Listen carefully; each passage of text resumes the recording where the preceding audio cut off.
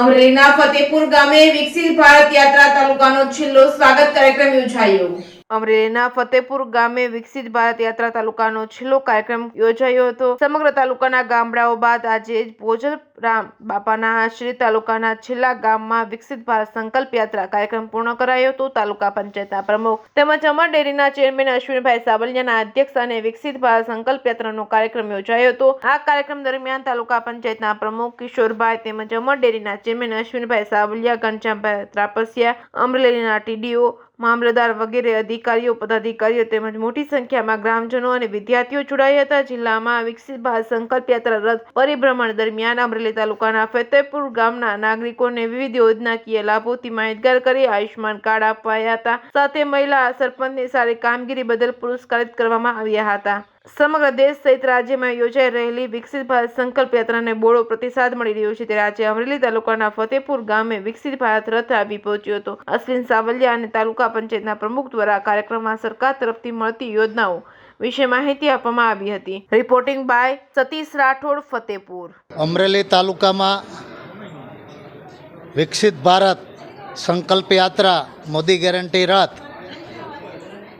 માલવાણથી માલવાણિયા દાદાને વંદન કરીને આ રથ શરૂ કરેલો।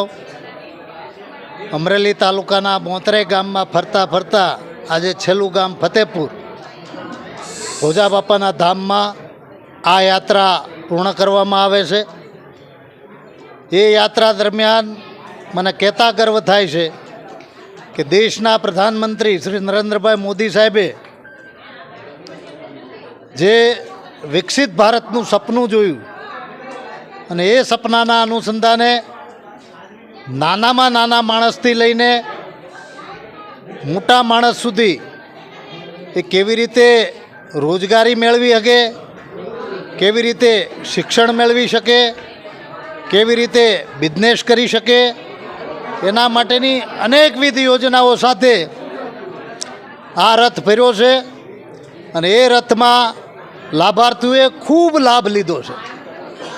અમરેલી તાલુકાને લાગે વળગે ત્યાં સુધી અમરેલી તાલુકાના જિલ્લાના અલગ અલગ વિભાગના તમામ અધિકારીશ્રીઓ, અમરેલી તાલુકાના ચૂંટાયેલા પદાધિકારીઓ, તાલુકા પંચાયતના પ્રમુખ અને એના સભ્યો તમામ શ્રી, જિલ્લા પંચાયતના સભ્યશ્રીઓ, અમારા ધારાસભ્યભાઈ શ્રી કૌશિકભાઈ, અમારા લાડીલા સાંસદ નારણભાઈ, અમારા ઇફકોના ચેરમેન આદરણીય દિલીપભાઈ, આદરણીય રૂપાલા સાહેબ, આ બધા જ નેતાઓએ ક્યાંક ને ક્યાંક વિકસિત ભારત રથયાત્રામાં જોડાઈને નરેન્દ્રભાઈનો સંદેશો છેવાડાના માણસ સુધી પહોંચાડવાનો પ્રયાસ કર્યો છે અને એ પ્રયાસના સ્વરૂપે આ યાત્રા ખૂબ સરસ રીતે અમરેલી તાલુકામાં પૂર્ણ થઈ છે અને